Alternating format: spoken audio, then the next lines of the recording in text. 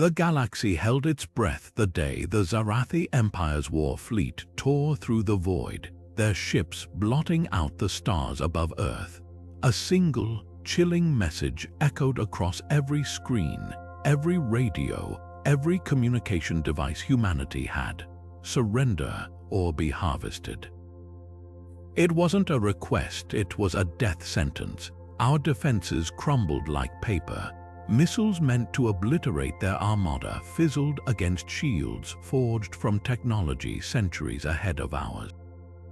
Cities burned, governments fell, and when their troops finally marched through the ruins of New York, their victory seemed absolute. The Xarathi were conquerors, apex predators who had subjugated countless species across the cosmos. To them, we were just another resource, another meal, but then something unexpected happened. A squad of Xarathi warriors, clad in armor that could withstand plasma fire, strolled into a McDonald's. Not to occupy it, not to destroy it, just curious. What they saw inside would change everything. Humans sitting amid the wreckage of their world, casually devouring beef patties stacked between buns, drenched in sauces, their teeth sinking into flesh with what the aliens could only describe as terrifying relish. The Xarathi froze, their senses confirmed it. Those were the remains of another living creature, and we weren't just eating it, we were enjoying it. That's when the galaxy learned the truth about humanity. We weren't prey, we weren't even just predators, we were something far worse. Every civilization the Xarathi had ever conquered had been herbivorous or subsisted on synthesized nutrients. But us, we hunted, we farmed, we bred other species just to consume them. The realization hit the alien invaders like a shockwave. Humans don't just eat to survive. We eat for pleasure, and in that moment the unstoppable conquerors of 1,000 worlds felt, for the first time in their history, the cold grip of fear. Because if we could do that to a cow, what would we do to them? Stick around. This is the story of how the war ended, not with a bomb, not with a treaty, but with a single, horrifying bite. The Xarathi commander, Vrax, stood rigid in the flickering neon glow of the fast food restaurant, his compound eyes locked onto the human child. The little one's fingers were sticky with grease, their teeth tearing into the pink-tinged meat of the hamburger with an ease that sent a shudder through the alien's exoskeleton. Blood? No, not blood. The humans called it juice dripped down the child's chin as they chewed with undisguised delight. Vrax's mandibles twitched. His species had waged wars across star systems, had cracked open planets for their resources, but this was something else entirely. You consume the flesh of other beings, he rasped, his vocal cords vibrating with something between horror and disbelief. The human marine beside him barely glanced up from his own meal, a half-eaten burger clutched in one hand. "Dude, it's just lunch," he muttered around a mouthful, as casual as if discussing the weather. The Marine reached for a fry, dunked it in a pool of red sauce, and popped it into his mouth with a crunch that echoed in the stunned silence of the Xarathi warriors. For them, the shock wasn't just about the act of eating flesh, it was the indifference of it, the way humans handled the remnants of another creature without reverence, without hesitation. The Xarathi had rituals for the fallen, even their enemies. They purified, they honored. But this was mundane. A Marine wiped his hands on his pants, leaving streaks of grease, and Vrax felt something cold coil in his thorax. The aliens retreated, their armored legs moving stiffly, as if trying to distance themselves from the revelation. Whispers crackled through their comms, distorted by static and unease. They breed their prey. One warrior hissed, "They season it." Another's voice was barely audible, shaking, "They enjoy it." The implications spread like a virus through their ranks. If humans could do this to the creatures they raised, what would stop them from doing it to a species they hated? Vrax's mind raced. He had led fleets, broken armies, but this was a horror his people had no defense against. Not because of weapons or tactics, but because of appetite. The war wasn't ending because humanity had outgunned them. It was ending because humanity had out-terrified them. And as the last of his warriors backed out of the restaurant, their claws twitching in involuntary revulsion, Vrax realized something chilling. The galaxy had never truly known fear until it met us. The Xarathi science team huddled around their holoprojector, the glow of Earth's biosphere casting eerie shadows across their chitinous faces. Data streams flickered, images of slaughterhouses, fishing trawlers, barbecue pits, each frame more unsettling than the last. Senior biologist Jix's mandibles clacked in distress as she zoomed in on a human delicacy, sushi, thin slices of raw fish draped over rice consumed with deliberate ceremony. They don't just kill, she whispered, her voice trembling, they curate death. The projector cycled to new horrors, chickens dunked in boiling oil, their flesh crisp to golden perfection. A bovine carcass seared on open flames, juices sizzling.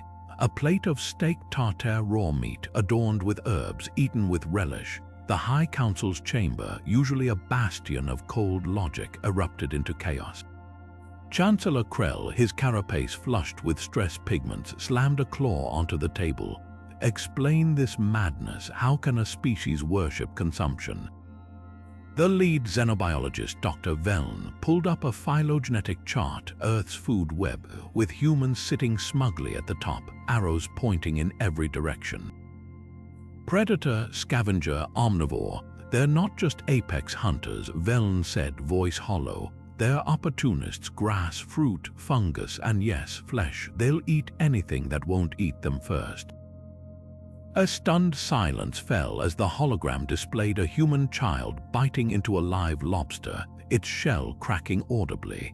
Then came the final blow, surveillance footage from a Brazilian churrascaria, skewers of meat rotating over flames, humans clapping as servers carved slices directly onto their plates. They've turned predation into theater, Jix rasped. The counselors recoiled. For the Xarathi, eating was private, functional, a nutrient paste ingested in solitude. But humans, they celebrated the act, they shared it, they ritualized it. The realization was a gut punch. Humanity's cruelty wasn't born of necessity. It was crafted, refined. This isn't sustenance, Krell muttered. It's culture. And culture, as the Xarathi knew, was far harder to bomb into submission than steel and concrete.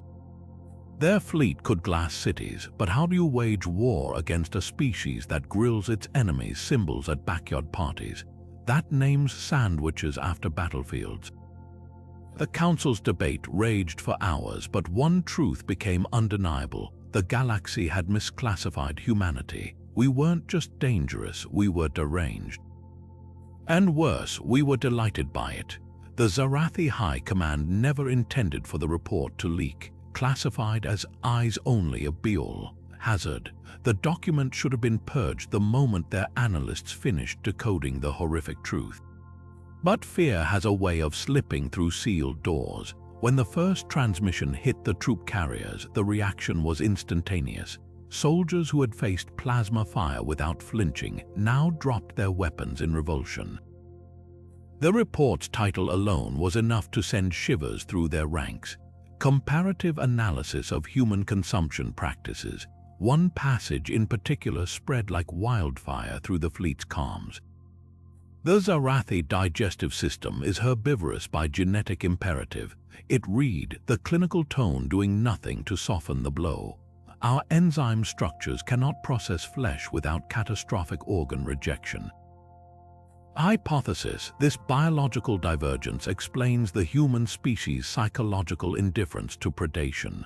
Translation: they were built to be horrified by what we considered Tuesday. Then came the visuals, a grainy still of a human field ration, beef stew, meal ready to eat, with a close-up of the ingredients list, rehydrated animal protein. Beside it, a recovered helmet cam showed human soldiers laughing as they tore into the packets, one joking about mystery meat. The Xarathi who watched it reportedly became physically ill. Their medics logged a sudden spike in stress-induced regurgitation. General Dral, a veteran of 7 system-wide conquests, was the first to voice what they were all thinking. Their warriors dine on the fallen, he whispered, mandibles trembling. Not out of desperation, not as some savage rite. They package it, they label it. The implications were unthinkable. For a Xarathi, even consuming synthetic nutrient paste in front of another was taboo. But humans, they shared meals of slaughtered creatures like it was nothing. Like it was normal, morale collapsed overnight. Troopers who'd once boasted of crushing human resistance now eyed their human prisoners with something far worse than hatred, dread. Rumors spread of a human POW who'd grinned at his captors and asked, "You guys ever had ribs?" The interrogator assigned to him requested immediate transfer. By the time the High Command realized their mistake, that the report's psychological impact outweighed any tactical insight, it was too late. The whispers had already turned to panic. They don't just eat their prey, a soldier hissed to his squad, they brag about it. Another, clutching his ration tube with suddenly shaky claws, stared at the earth below and murmured the question that doomed their campaign. What if we're next? Vrax's mandibles clicked in alarm as the scent hit him first. Smoke, grease, something unnervingly animal before his compound eyes focused on the steel cart looming in the ruins of Chicago. The human operating it wore a stained apron, whistling as he plunged tubes of meat into boiling water with a pair of tongs. "Hot dogs, get your hot dogs." The vendor bellowed, oblivious to the armored alien warlord gaping at him from across the street.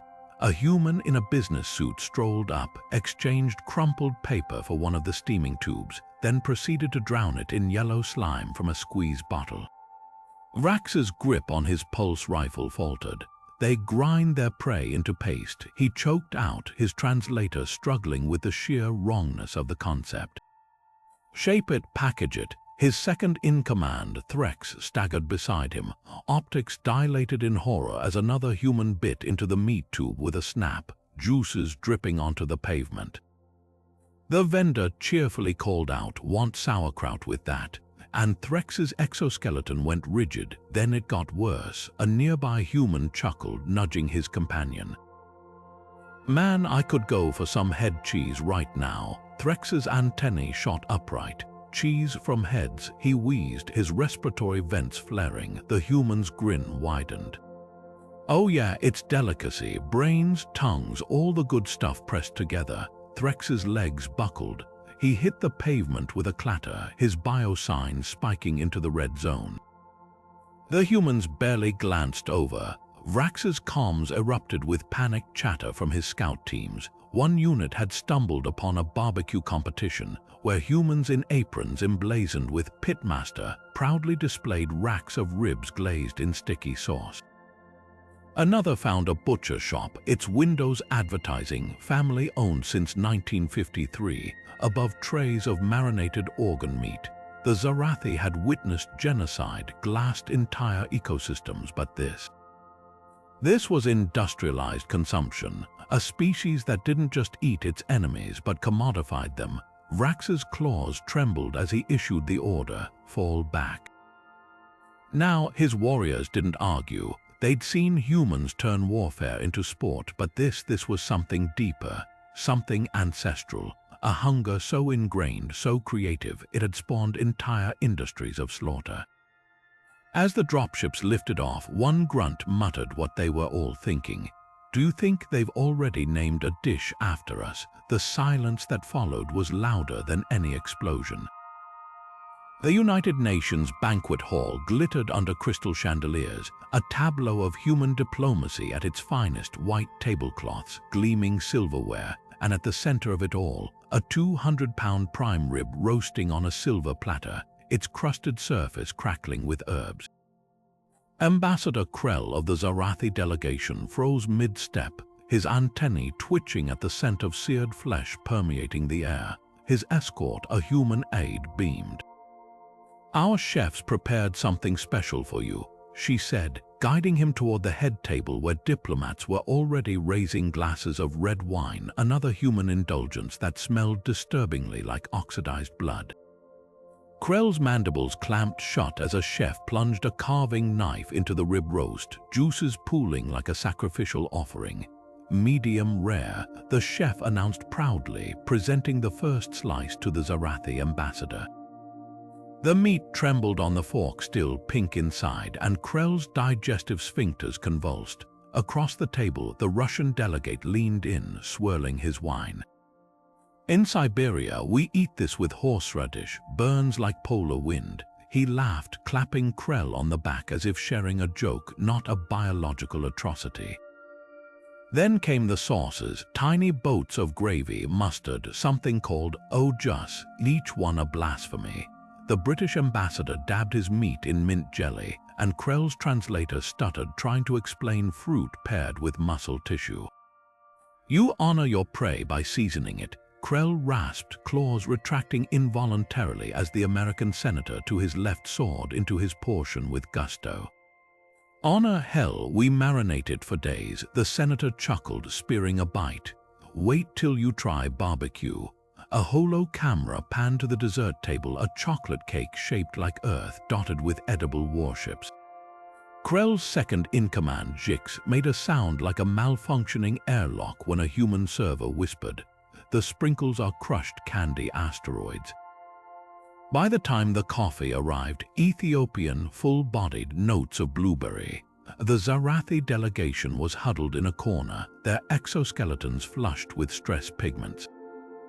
The UN Secretary-General raised a glass, oblivious to cultural exchange. Krell's claws dug into the tablecloth. Every species they'd ever conquered had feared being eaten.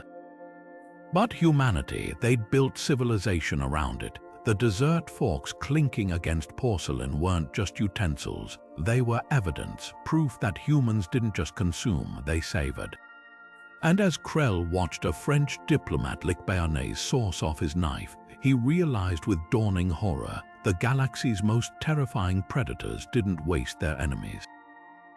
They paired them with wine. The Xarathi homeworld hadn't seen civil unrest in millennia.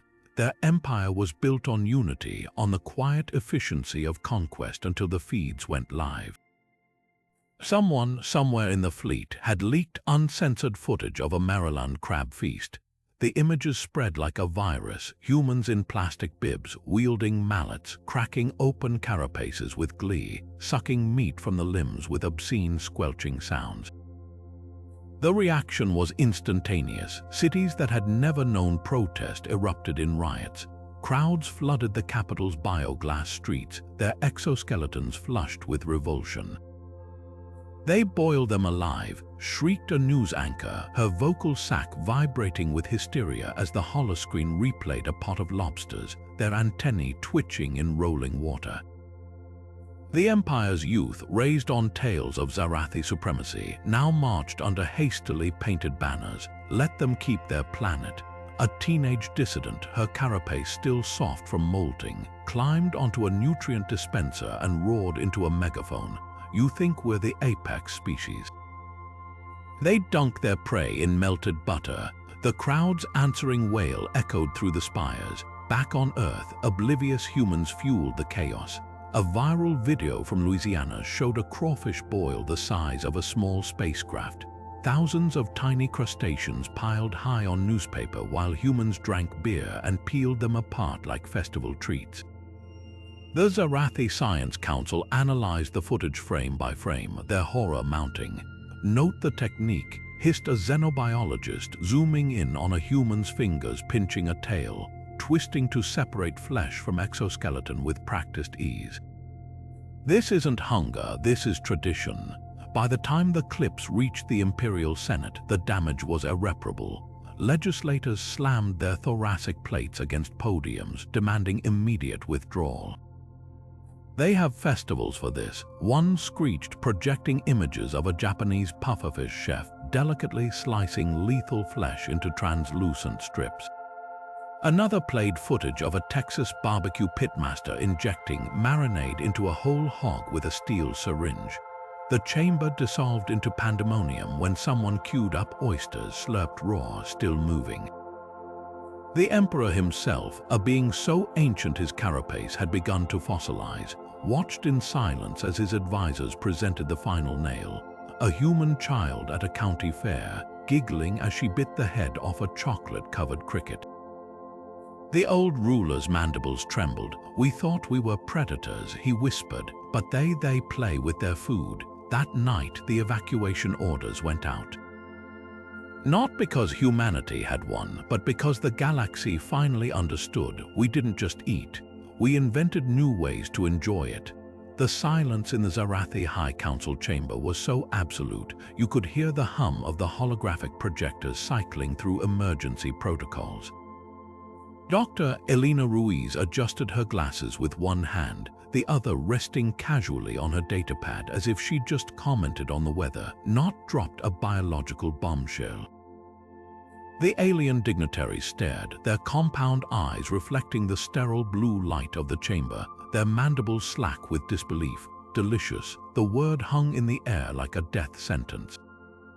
Then the screaming started. High Chancellor Vrix's carapace flushed crimson as he rocketed from his seat, claws scraping the polished obsidian table.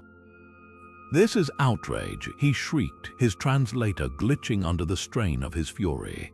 Across the chamber, Councillor Jael fainted outright, her exoskeleton clattering against the floor like a dropped suit of armor. Dr. Ruiz merely tilted her head, the ghost of a smile playing at her lips. "Like I said, we are kidding." She paused, letting the tension coil tighter. "Unless you'd prefer we weren't." The data screens behind her flickered to life, displaying molecular breakdowns of Xarathi tissue samples, protein chains, lipid structures, all highlighted in cheerful neon as if annotated for a recipe. One panel zoomed in on a particularly succulent-looking amino acid sequence, labeled in bold Terran script, "Optimal marination time, 4-6 hours." A Xarathi biochemist in the front row made a sound akin to a deflating balloon. Ruiz tapped her datapad again. "Relax, we don't actually consider you food." She let the word linger, relishing the way the aliens recoiled. "But here's the thing." She leaned forward, her voice dropping to a conspiratorial whisper. "We could. Your cellular composition, high in omega-3s, your exoskeletal chitin. Perfect texture for deep frying, and those ventral ganglia clusters," she grinned. "Chefs in Tokyo would pay millions for that umami profile." The chamber dissolved into bedlam. Advisors scrambled over benches, their claws clacking in panic. A junior counselor vomited nutrient paste onto the floor, his thorax heaving. Ruiz watched it all with the serene calm of someone who just turned an entire empire's worldview upside down. "So here's the deal," she said, raising her voice above the chaos. "Your fleet leaves today or next time." She let her gaze drift meaningfully toward the molecular diagrams. "We won't be kidding." Somewhere in the back, a Xarathi logistics officer fainted. The security feed later showed him mouthing a single, horrified word as he collapsed: "Tartare." The Xarathi trade delegation had expected negotiations to center around mineral rights, perhaps territorial concessions. What they hadn't anticipated was the small wooden box sliding across the polished obsidian table, its lid flipped open to reveal thin, leathery strips of something dark and pungent. The human diplomat, a Texan with a drawl thicker than planetary armor, grinned as he nudged it closer. "Try some. It's our finest beef jerky." Senior merchant Zalex's antennae twitched as he lifted a strip between two claws, the dried meat swaying like a grotesque pendulum.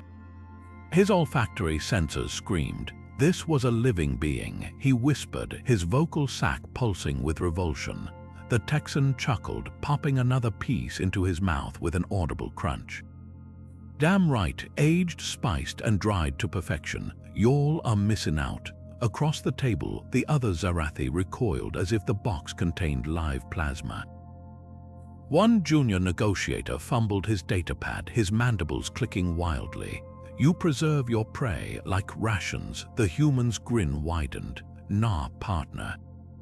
This here's snack food." He tossed a strip to his aide, who caught it midair with her teeth, and the Xarathi collectively flinched at the sound.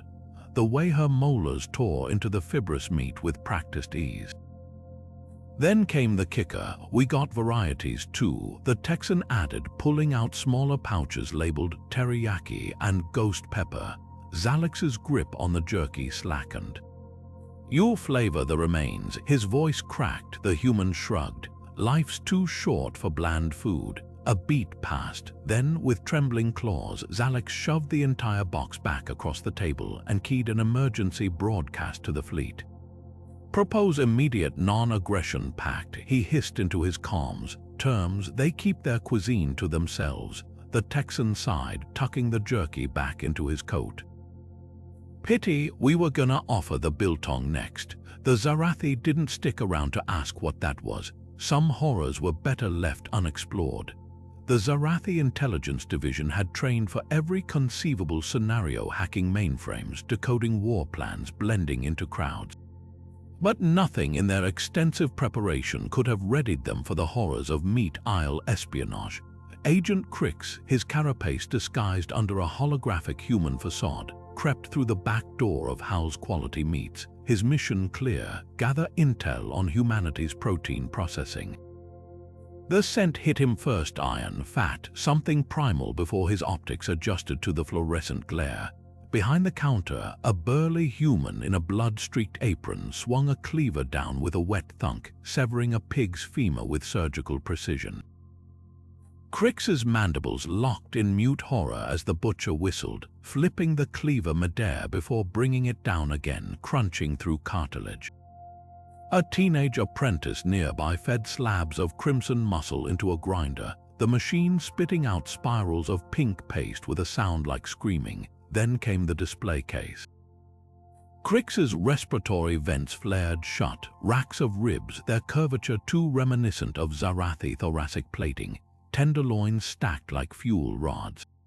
A sign above them, handwritten in cheerful cursive: "Today's special, baby backs." The agent's holocam footage later showed his trembling claw zooming in on a human customer, pointing at a chicken carcass and saying, "Can you spatchcock that for me?"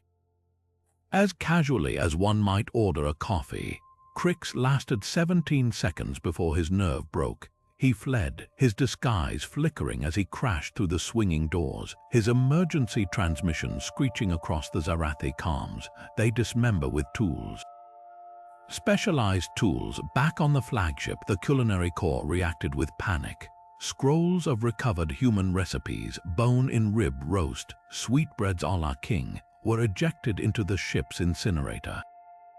One chef, clawed deep in a Julia Child holobook, gagged at an illustration of devening shrimp and triggered the fire suppression system in his haste to destroy it.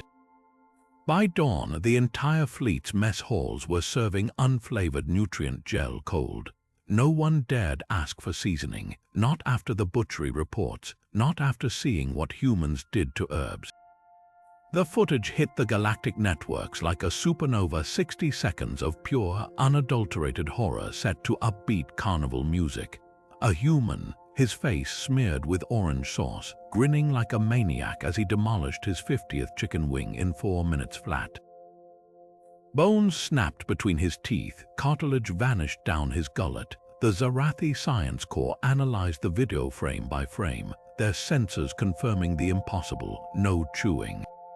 Just shoveling, meat, sinew, and all. The effect was instant. Xarathi nestlings, already traumatized by leaked images of human all-you-can-eat buffets, now woke screaming about the man with the endless mouth. School feeding halls fell silent as younglings pushed away their nutrient tubes, too terrified to digest. "What if we end up on their plates?" whispered one pupa, its carapace still soft. The attending scholar could only stare at the holoscreen replaying the human's final, sauce-drenched burp. "Their stomachs are not organs," he muttered. "They are event horizons." Military recruitment centers, once bustling with eager warriors, became ghost towns overnight. The footage played on loop above empty enlistment kiosks, the humans crunching echoing through the hollow chambers. A decorated drill sergeant, veteran of 12 planetary subjugations, resigned after watching a side-by-side comparison, the competitive eater vs. a Xarathi high-grav athlete attempting to consume a single wing. The athlete had needed medical intervention after 3 bites. The human, he'd asked for dessert. The Empire's propaganda machines scrambled to counter the narrative. Do not fear their appetites, blared a state-sanctioned holo ad featuring carefully edited clips of humans eating salad. It backfired spectacularly when a hacker spliced in footage of bacon bits raining down on the greens. The final straw came when a Xarathi spy drone captured a hot dog eating contest on Kenai Island. 12 humans, 10 minutes, 360 tubes of meat.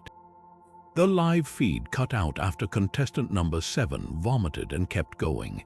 That night, the High Command's emergency session devolved into hysterics. They train for this, shrieked the logistics minister, waving a recovered human training manual, page 1. Expand your stomach with water balloons. The chief medic collapsed into his claws. They rupture their own organs for fun. Even the Emperor's stoic facade cracked when someone played the Wing Eater's post-victory interview. Honestly, I could have done 70. By dawn, the invasion's volunteer roster wasn't just empty. It had negative numbers. 3 battle-hardened legions submitted mass resignations, citing digestive incompatibility with enemy combatants. The once proud Xarathi war machine now had a new official stance on humanity, distilled into a single, panicked transmission from the front lines: do not feed the humans. The throne room's holoscreens flickered with live feeds from Earth humans tailgating outside stadiums, grilling racks of ribs over open flames, their laughter carrying through the smoke like some kind of culinary war chant. The Xarathi Emperor's claws trembled around the tofu burger clutched in his grip, its unnervingly meat-like texture making his thorax pulse with residual dread. The entire imperial court held their breath as he raised it. Not a weapon, not a treaty, but a spongy, beige rectangle that somehow represented the most terrifying revelation of their civilization: humanity's ability to mock predation. We misjudged their culinary ferocity, the Emperor rasped, his voice echoing across the silent chamber. The words weren't just an admission, they were a surrender. Not to human weapons, but to human appetites. The burger's wrapper crinkled in his grip, its label taunting him. Now 100% plant-based, a Xarathi linguist later noted the phrasing implied humanity had other options. Earth's leaders, watching via satellite, erupted into cheers. Not the stiff, diplomatic kind, but the raucous hollering of a species that celebrated peace like a barbecue. The UN Secretary-General wiped tears of laughter from his eyes as he keyed open a global broadcast. Your Majesty, we'd love to host you for a proper tailgate. Ever had a veggie dog? The Emperor's carapace paled 3 shades, but the real horror came later when the Xarathi delegation landed in Green Bay, Wisconsin. The Emperor, swaddled in a foam cheese wedge hat, a gift from the locals, stared in mute terror as humans in team jerseys deep-fried entire sticks of butter and passed them around like communion wafers. A child offered him a tofurkey leg, its gravy-drenched surface glistening under stadium lights, and the alien ruler finally understood the true depth of human ingenuity. They hadn't just weaponized consumption, they'd perfected the art of making anything edible. As the Emperor bit into a soy-based bratwurst, his mandibles quivering at the snap of the casing, his advisor leaned in. Sire, their scientists say this tofu is made from plant milk. The Emperor's grip tightened around the bun. They milked a leaf. Nearby, a human chef winked, brandishing a spatula like a scepter. Wait till you try our mushroom bacon. That night, the Xarathi flagship departed orbit without firing a single shot. Their final transmission to the Empire was a 3-word order broadcast on every channel: do not cook. The Xarathi deep-sea reconnaissance drone hovered silently above the churning waves, its sensors locked onto the metallic behemoth plowing through the water below. The human fishing trawler seemed innocuous at first, just another vessel in their endless catalogue of industrial horrors, until the winches screamed to life and the nets breached the surface. The drone's optics zoomed in, adjusting for the spray of salt water, And that's when the scout piloting it saw the truth. Thousands of tuna, their silver-blue bodies writhing in the mesh, gills flaring as they gasped for water that wasn't there. The net bulged like an overripe fruit, dripping with scales and blood where fins had torn against the ropes. The drone's audio pickup caught the human crew whooping as they swung the catch onto the deck, where the fish pounded against the metal in a grotesque, twitching avalanche. Hell of a haul, one fisherman crowed, stamping his boot on a still flapping tuna to still its thrashing. The Xarathi scout's mandibles locked open. His species had waged wars, glassed cities, but this was something else. The scale of it, the casualness. A transmission burst from his drone, raw with static and panic. They're harvesting the ocean. Not hunting, farming the abyss. Back on the command ship, tactical officers scrambled to decode the feed, their own exoskeletons paling as the images rolled in. One net, one ship, 87 tons of living creatures yanked from their world to suffocate on deck. Then came the processing. The humans moved with terrifying efficiency, gutting knives flashing, gills slit, bellies emptied into troughs of ice. A worker tossed a severed head overboard, and the drone's cameras caught the moment a shark darted in to scavenge. The scout's respiratory vents seized. They've turned the predators into cleanup crews. He choked out before his carapace spasmed and he collapsed, his last conscious thought a horrified realization. Humans didn't just kill. They industrialized it. By dawn, the Xarathi naval blockade had jammed all oceanic surveillance feeds, not to hide their movements, but to spare their people the sight of Earth's true apex predators at work. The Admiral's orders were brief and trembling. Burn the footage and pray they never run out of fish.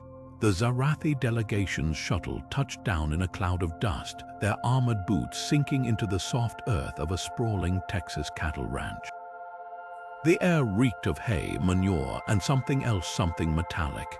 Their guide, a sun-leathered rancher named Hank, tipped his hat with a grin. "Y'all ever seen a working farm up close?" He asked, entirely too cheerful for beings who just witnessed the industrialized horror of human cuisine. The aliens' compound eyes darted toward the distant lowing of cows, their massive bodies shuffling in pens that stretched to the horizon. Then the wind shifted. A guttural scream tore through the morning calm, not human, not mechanical, but something alive. The Xarathi stiffened as the scent hit them. Copper, fear, the wet stench of viscera. Hank barely noticed. Shift change at the processing plant, he said, pointing to a squat building belching steam.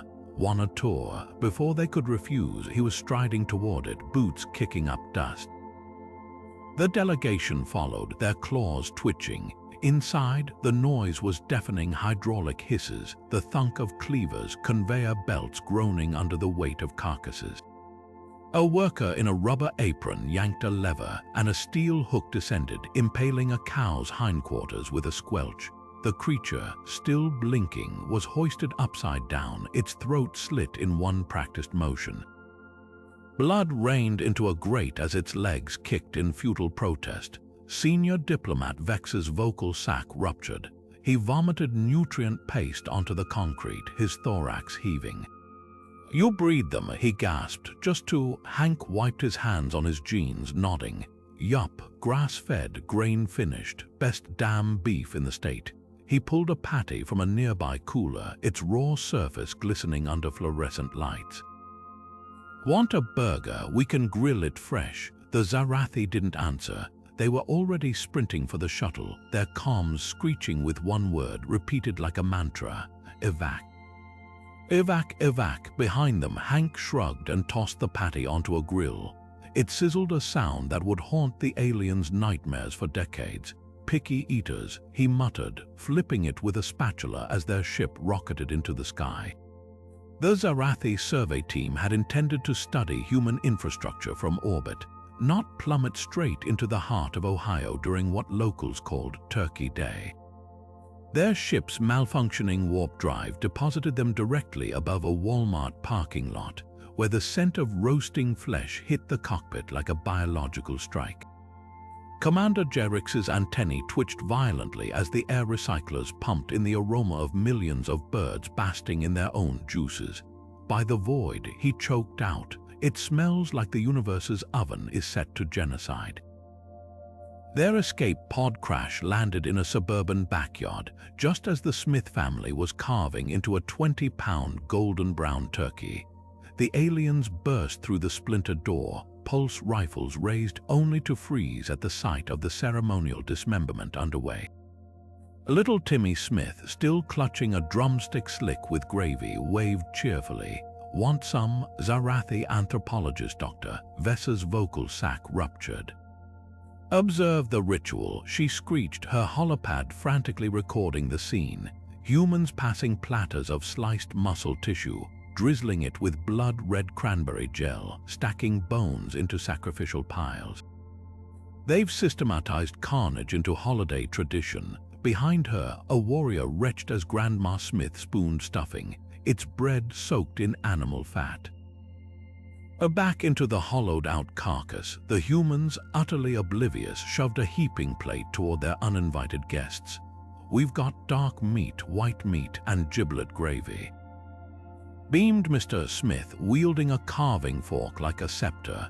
Dr. Vessa's mandibles clattered in hysterical realization. The gravy boat had little turkey-shaped handles. That's when the Xarathi medical scanner pinged, detecting tryptophan in the air. "Stars above," whispered J. Ricks. "They've weaponized post-meal lethargy too." Offering cranberry sauce as a peace gesture only deepened the horror.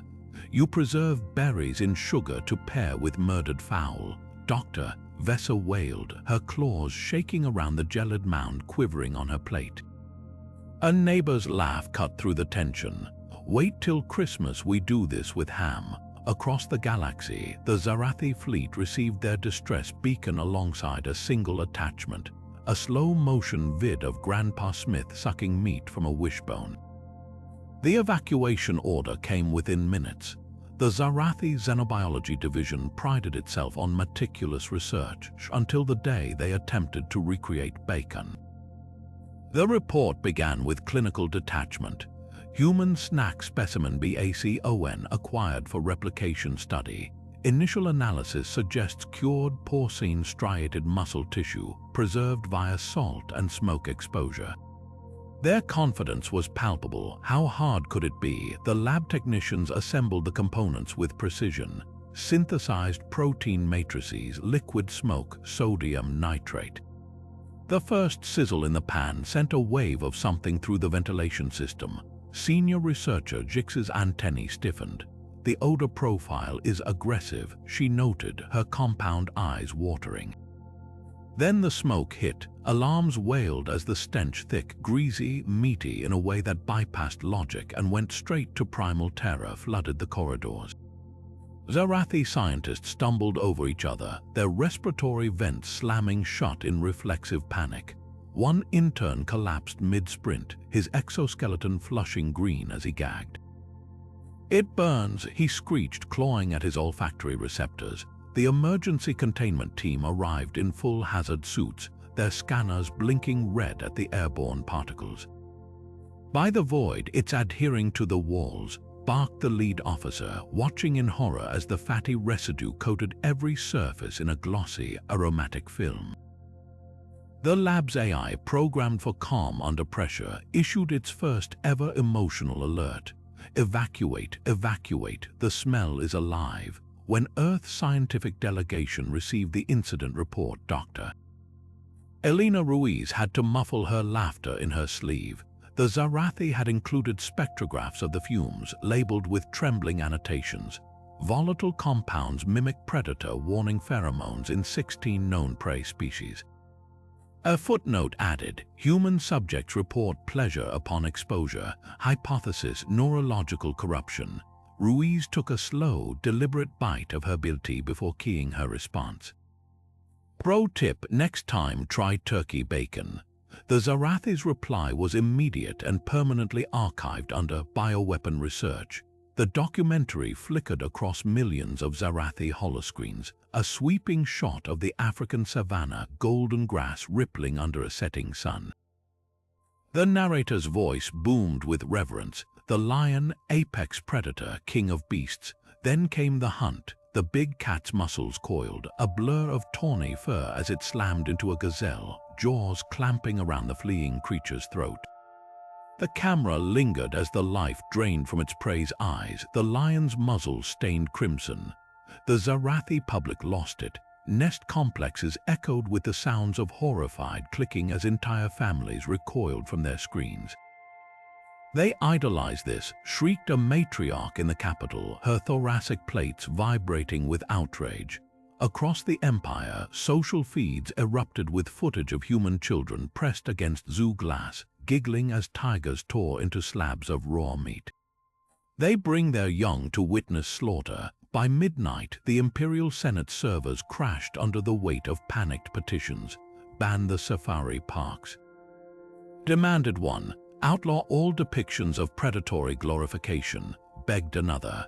A junior senator from the agricultural moons even proposed rewriting Earth's nature documentaries, editing out all carnivorous activity and replacing it with peaceful grazing footage. Then came the leaked files. A Xarathi intelligence officer, shaking, distributed recovered human educational materials. Big cats, nature's perfect hunters, complete with slow-motion kill reels and pop quizzes for schoolchildren. The final slide shattered morale. Lions remind us of our own primal instincts. The Empire's cultural attaché, stationed in London, made the mistake of visiting a gift shop. His frantic transmission showed shelves of plush lion cubs, their embroidered fangs gleaming under museum lights. They cuddled them. He wailed, holding up a keychain that roared when squeezed. Back on Earth, wildlife documentarians remained blissfully unaware. One Emmy-winning producer, when asked for comment, shrugged. Wait till they see the Shark Week episode. General Vex's claws hovered over the human information retrieval system, what they called Google, with the grim focus of a warrior preparing for battle. His mandibles twitched as he typed the words that would haunt his species forever: human extreme foods. The screen flooded with images and his thorax went numb. First, ballot, a fertilized duck embryo boiled alive, its partially formed bones and beak visible through the cracked shell. The accompanying video showed a human peeling the egg open, sucking out the broth, then crunching down on the tiny, feathery skull with a sound that made Vex's exoskeleton crawl. It's textural, the human enthused chewing thoughtfully. Next, haggis, a sheep's stomach stuffed with its own minced organs, oats and spices, then boiled until it swelled like a grotesque balloon. The caption underneath read, Scotland's national dish. Vex's respiratory vents hitched. They celebrate this. His holopad helpfully translated the ingredients list. Heart, liver, lungs. The general's claws spasmed, snapping the stylus in half. Then came the final abomination, Rocky Mountain oysters. The image loaded crispy, golden fried spheres, and for a moment Vex dared to hope. Until the description loaded. Bull testicles peeled, breaded, and deep-fried, best served with ranch. His compound eyes flickered uncontrollably as the video played, a human at a county fair gleefully biting into one, juices squirting onto his chin. Tastes like chicken, he laughed. Vex's comms officer collapsed mid-transmission, her vocal sac rupturing as she screeched. They eat their enemies' reproductive organs for fun. The general's claws trembled over the fleet-wide broadcast panel. He'd faced supernovas, black hole ambushes, wars that spanned generations. None of it compared to this. With a single, shuddering click, he opened a blank document. Draft Treaty of Unconditional Surrender. He typed, his carapace dull with defeat, effective immediately. Somewhere in the depths of the flagship, a young lieutenant whispered the question that would echo through Xarathi history. What kind of species deep fries their own food sperm factories? The silence that followed was answer enough. The signing ceremony was supposed to be held in Geneva. The Xarathi insisted on neutral ground somewhere sterile, diplomatic, safe. But humanity had other ideas. How about Dallas, the Secretary General had suggested, flashing a grin that made the aliens' carapaces crawl. And that's how the galaxy's most powerful empire found itself seated in a dimly lit steakhouse booth, the air thick with the scent of seared flesh and the snap of butter melting over open flames. Emperor Xerxes' claws trembled around the stylus, his compound eyes darting to the plate in front of the human negotiator, a slab of rye by so rare its center glistened under the amber lighting. Medium rare, the human had specified with a wink, and Xerxes' mandibles had locked in horror as the steak bled onto the china. Across the table, his lead diplomat gagged audibly when the waiter brought out the side of bone marrow, its roasted cavity oozing fatty gold. The treaty scroll lay between them, its terms simple: never attack Earth. The clause wasn't just bolded, it was underlined, highlighted, and followed by 3 exclamation points. The human ambassador casually sawed into his steak, juices pooling like a crime scene as he nudged the document closer.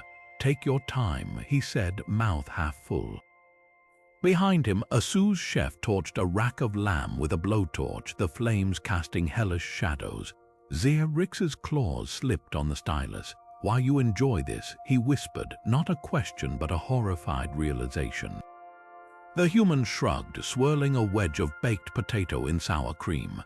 "We celebrate this. Hell, we named a city after it." He gestured to the window where a neon sign buzzed against the twilight. "Welcome to Fort Worth, Cowtown, you say."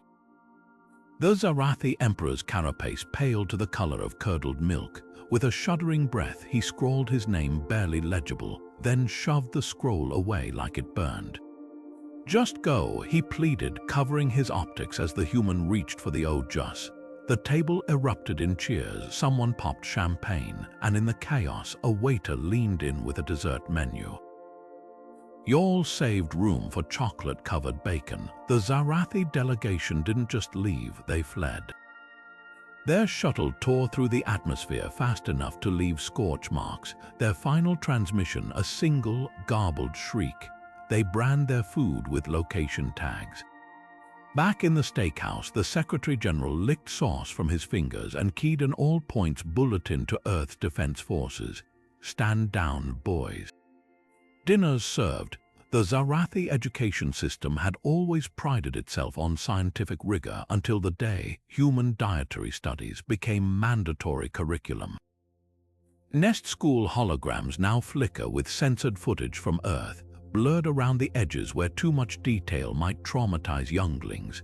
Teachers point trembling claws at diagrams of the human digestive system, their voices dropping to hushed reverence of terror. "Observe the canine teeth," they whisper, highlighting the slight but unmistakable points. Evolutionarily designed for tearing flesh. A first-year pupil faints when the projector displays a side-by-side comparison of Xarathi flat molars optimal for grinding plant matter and human cuspid ridges perfect for shredding muscle fibers. Playground rhymes have mutated into horror chants. The meat eaters chew, their eyes gleam red, never get close or you'll end up dead. Pupils trade illicit snack cards smuggled from older siblings, grainy images of hamburgers captioned, "Do not lick," in panicked script. The most dreaded punishment being sent to the Earth Corner, where offenders must stare at a looping vid of a sushi chef filleting tuna until their respiratory vents spasm. At home, nestlings huddle under their sleep pods, whispering about the forbidden planet. My broodmate says they grind up their prey and press it into squares, one hisses, antennae quivering. The squares come in colors, another adds, horrified. Parents confiscate primitive human artifacts, a recovered ketchup packet becomes contraband. It's tomato extract, label fueling nightmares about liquefied vegetation. The Imperial Archives aren't helping. A leaked Human Cuisine Threat Index ranks foodstuffs by psychological impact. Bacon Class 9 nightmare fuel, pâté Class 8 existential dread. Even vegetables aren't safe. The discovery of carrots shaped like hearts in a Valentine's Day ad campaign sparked conspiracy theories about humans molding their prey into symbolic forms. Meanwhile, Earth's cultural exchange programs flounder. A shipment of garden-variety vegan cookbooks was returned unopened, the Xarathi customs stamp reading "Propaganda, suspected meat-based ink." The final blow came when a well-meaning human teacher sent lunchbox notes to a pen pal program, innocent smiles drawn next to "Have a great day." The school board incinerated them upon arrival. Grapes are fermented into blood wine, the chancellor insisted, citing a mistranslated vineyard tour. Now, the mere mention of Earth sends younglings scrambling to decontamination chambers. The Empire's once proud exploratory spirit has been replaced by a single, shuddering mantra: look but never taste. And in the flickering dark of their dormitories, pupils trace the galaxy map with shaking claws, giving Sol System a wide, wide berth.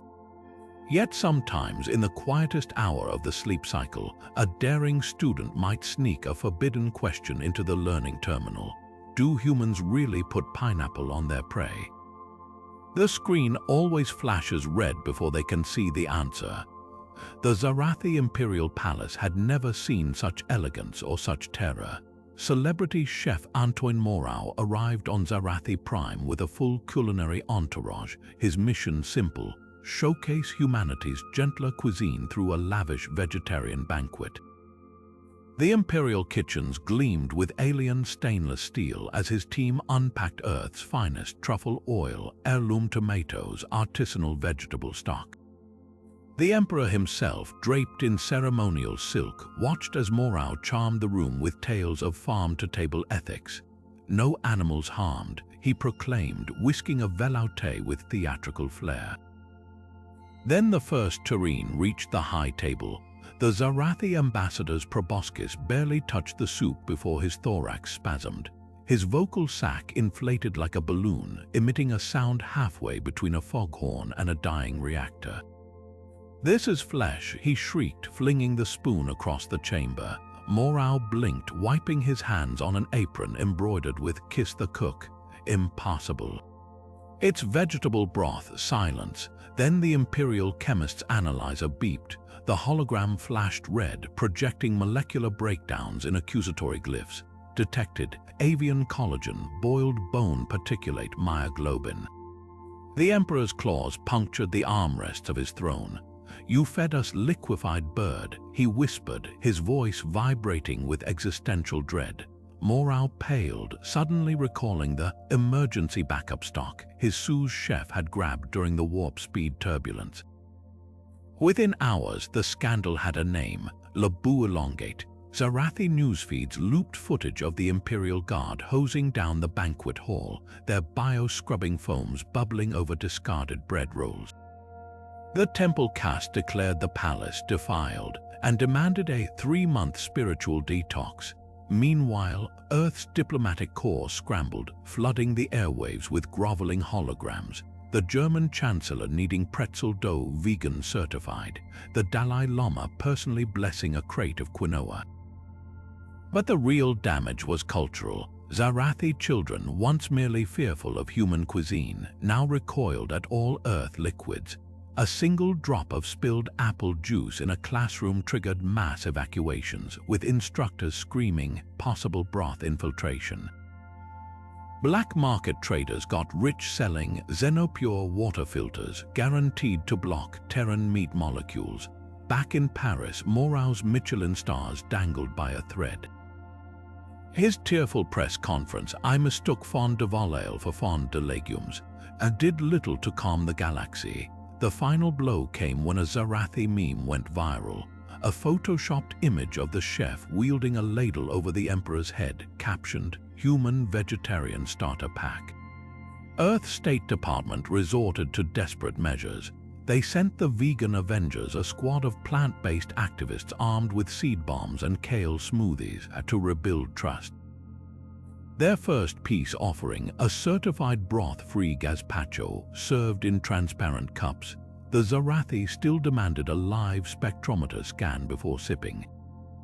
Somewhere in the cosmos, a Xarathi poet penned the Empire's new anthem: "Beware the cook who smiles too wide, his pot may hold your last sigh." and in a quiet corner of the Milky Way, humanity learned the hard way. In interstellar relations, the recipe matters as much as the rhetoric. The black market holofeed flickered to life in the smuggler's den, casting eerie shadows across the contraband piled in the corner. Neat vacuum-sealed strips labeled "Original Beef Jerky Terran Recipe." The Xarathi teens huddled closer, their antennae twitching at the scent leaking through the packaging, something smoky and primal that made their mandibles ache with forbidden curiosity. "They say it snaps when you bite it," whispered one, claws trembling as he reached for a strip. Then the door exploded inward. Customs enforcement poured through the wreckage in a blur of armored carapaces and stun batons. "By imperial decree," roared the lead officer, snatching the jerky with a gauntleted claw. The teens scrambled back as the package was thrust into an incinerator pod, the flames hissing like a dying animal. "Do you know what this is?" the officer snarled, holding up the flickering hologram of a cow, a gentle, wide-eyed, before slicing it open with a ceremonial dagger.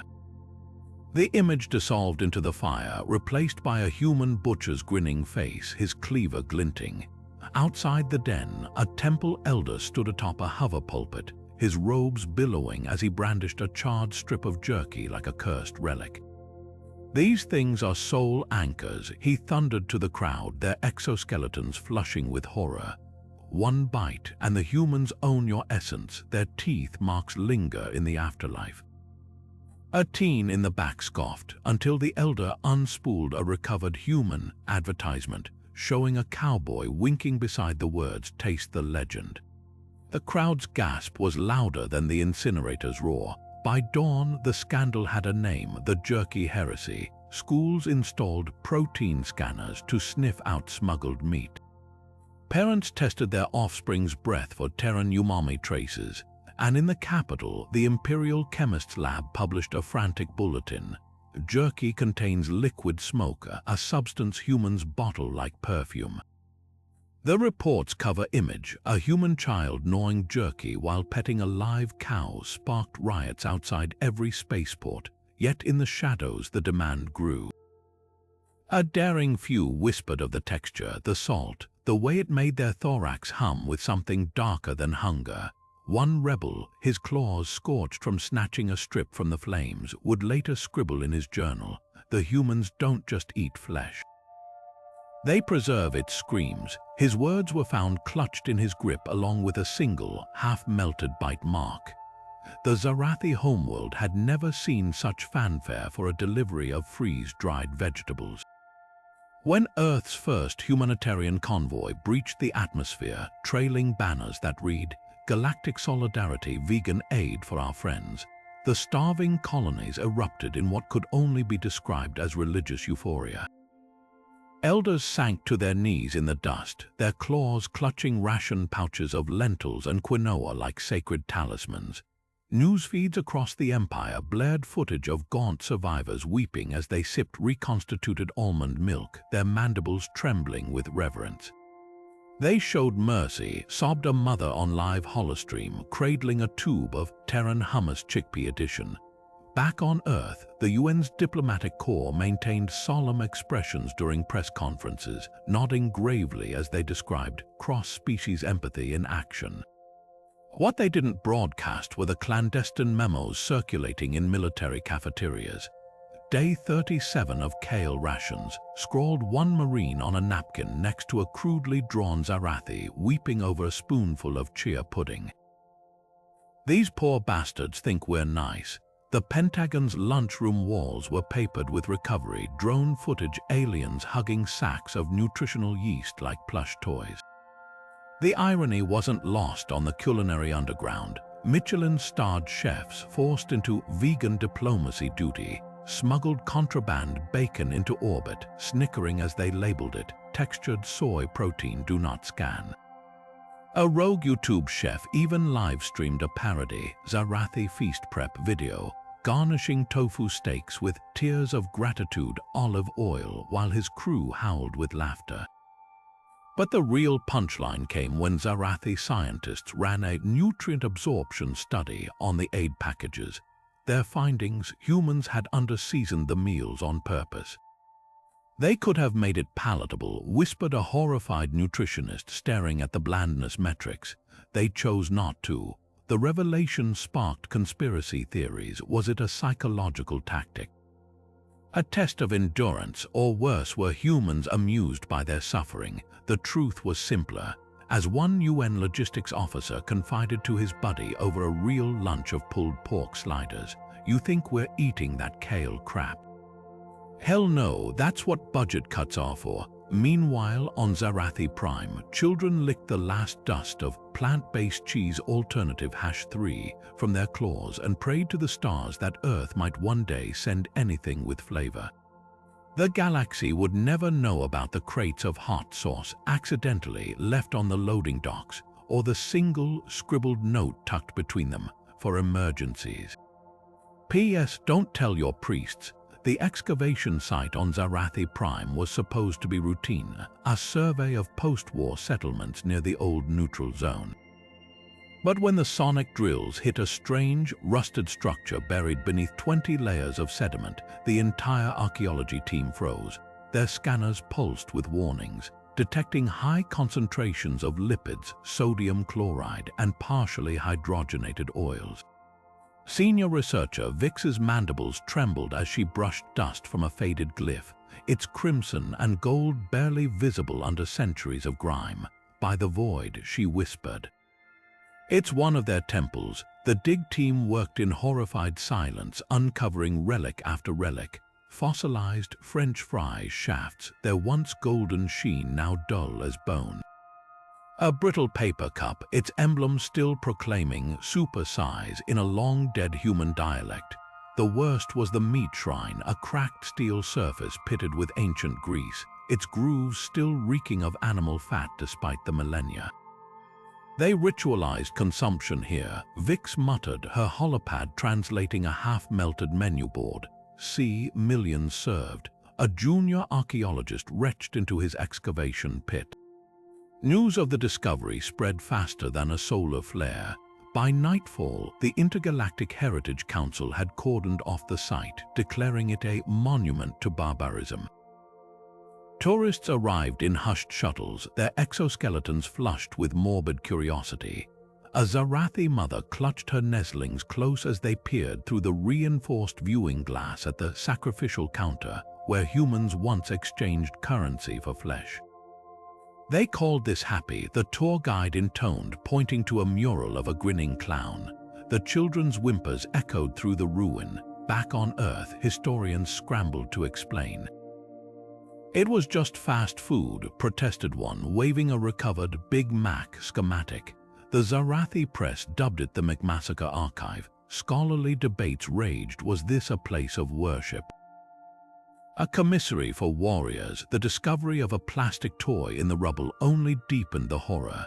They lured their young with trinkets, a Xarathi elder declared on live holostream, crushing a tiny, Happy Meal car underfoot. The final blow came when carbon dating revealed the last fry had been cooked mere hours before the war ended. The Empire's leading xenopsychologist published a single, chilling conclusion: they would have eaten us next. Now, under the glass of museum displays, the crumbling remnants of a McChicken sandwich serve as a warning to the galaxy. Never awaken a predator that enjoys its prey, especially one with drive-through windows. The Galactic History Archives would later summarize Earth's victory in a single, chilling sentence: they won by being terrifyingly delicious. It wasn't the size of our armies or the yield of our warheads that broke the Xarathi. It was the sheer audacity of our appetites. The moment their empire realized we didn't just consume other species, but celebrated their flavor with fireworks and fry oil, the war was over. Fear of death is one thing. Fear of becoming a party platter is something else entirely. Now, decades later, humanity enjoys its status as the galaxy's most respected boogeyman. Trade agreements come stamped with waivers ensuring no Earth exports will contain mystery meat. Our ambassadors carry vegan-friendly briefs and backup bacon in their pockets just in case. And every year, to commemorate the armistice, we throw the Interstellar BBQ Festival, a week-long spectacle of smoked brisket, caramelized ribs, and enough sauce to drown a small moon. The Xarathi delegation attends, of course, diplomatic obligation, but you'll find them huddled near the salad bar, their exoskeletons flushed green as they watch a human toddler gnaw on a turkey leg twice the size of their head. This year's festival featured a cultural exchange pavilion. The humans demonstrated proper basting techniques. The Xarathi countered with a PowerPoint titled "The Virtues of Nutrient Paste." No one clapped, but the real spectacle came when Chef Ramirez unveiled his piece de resistance. A whole roasted pig glazed in honey and chilies, an apple clenched in its jaws like a final, defiant scream. The Xarathi ambassador fainted before the carving began. His aide later confessed, "We thought it was art until it started dripping." Yet amid the carnage, something unexpected bloomed. A Xarathi youth, her carapace still soft with adolescence, crept toward the alien-friendly grill station, where tofu dogs sizzled under a sign reading, "Not even remotely sentient." She took a bite, then another. By sundown, she'd smuggled 6 back to her shuttle. Rumor is she's starting a food blog. The Empire's elders are horrified. Earth's social media is delighted. So here we are, the universe's reigning champions of culinary intimidation. Our victory wasn't written in gunpowder or starship fuel.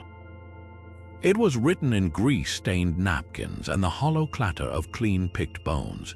And as the festival's fireworks burst overhead, painting the night in molten gold, one truth lingers like the scent of hickory smoke: the galaxy may never understand us, but it will never forget the taste of fear, or, as the humans call it, lunch.